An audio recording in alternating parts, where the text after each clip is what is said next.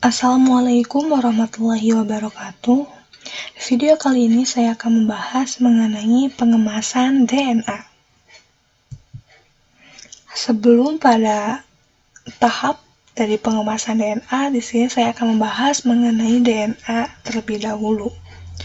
Jadi, DNA ini merupakan dua rangkaian heliks antiparalel yang melilit ke kanan dari suatu poros. Atau secara mudahnya, DNA ini jadi terdiri dari dua rantai polinukleotida yang tersusun seperti tangga tali yang saling berpilin, atau yang biasa kita sebut sebagai double helix, di mana tiap nukleotidanya itu terdiri dari deoksiribosa atau gula pentosa. Kemudian ada basa nitrogen, yaitu pirimidin yang terdiri dari sitosin dan timin. Kemudian ada juga purin yang terdiri dari guanin dan adenin, dan juga ada fosfat.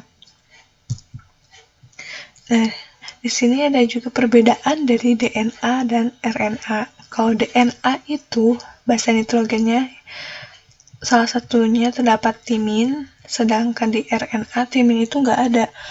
Adanya urasil. Kemudian pada sugarnya, gulanya, yaitu kalau DNA itu deoksiribosa, sedangkan RNA yaitu ribosa. Kita bisa lihat pada strukturnya, di mana atom karbon C yang dimiliki ribosa ini berikatan dengan OH, sedangkan DNA yaitu berikatan dengan H.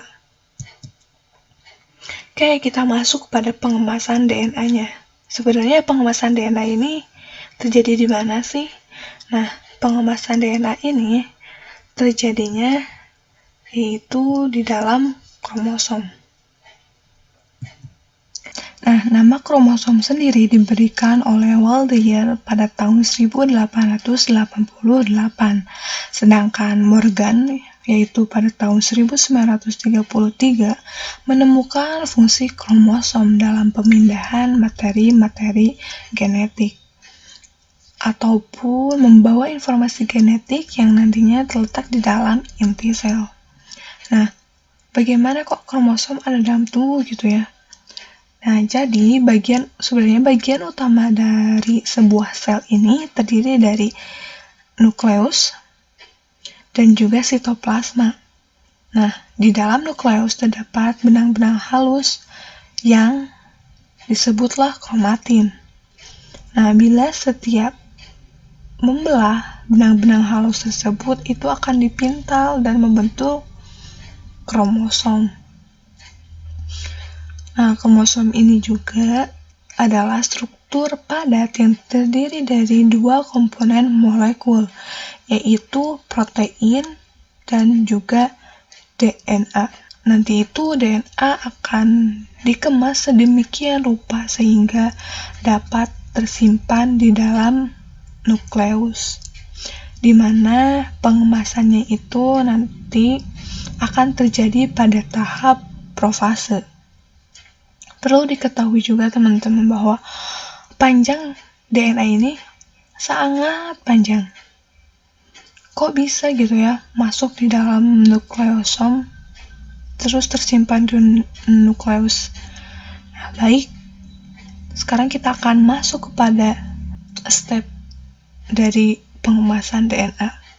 Oke, yang pertama itu nanti untai DNA itu akan dipintal dalam suatu protein. Nah, proteinnya itu yaitu histon. Nah, histonnya ini memiliki yaitu H2A, H2B, H3, H4, dan juga H1. Di mana H2A, H2B, H3, dan H4 masing-masing akan sebanyak 2 molekul.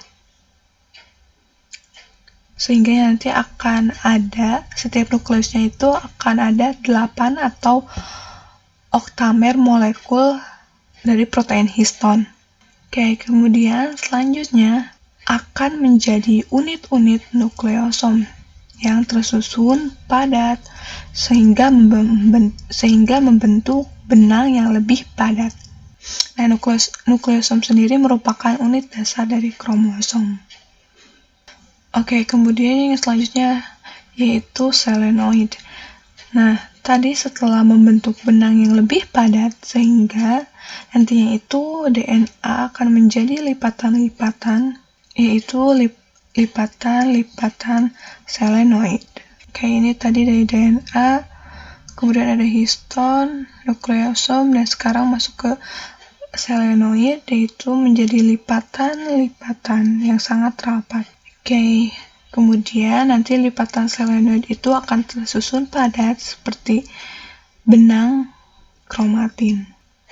Kemudian benang-benang kromatin itulah yang akan tersusun padat dan membentuk kromosom. Nah, ini merupakan DNA secara singkatnya, yaitu yang pertama, DNA akan dipintal pada suatu sel protein yaitu histon, di mana histon ini nanti akan menjadi suatu bentuk yang disebut nukleosom.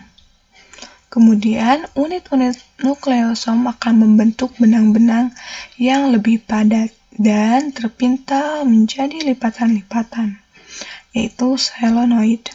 Kemudian lipatan solenoid akan membentuk benang-benang kromatin. Kemudian yang terakhir, benang-benang kromatin ini akan tersusun membentuk kromosom.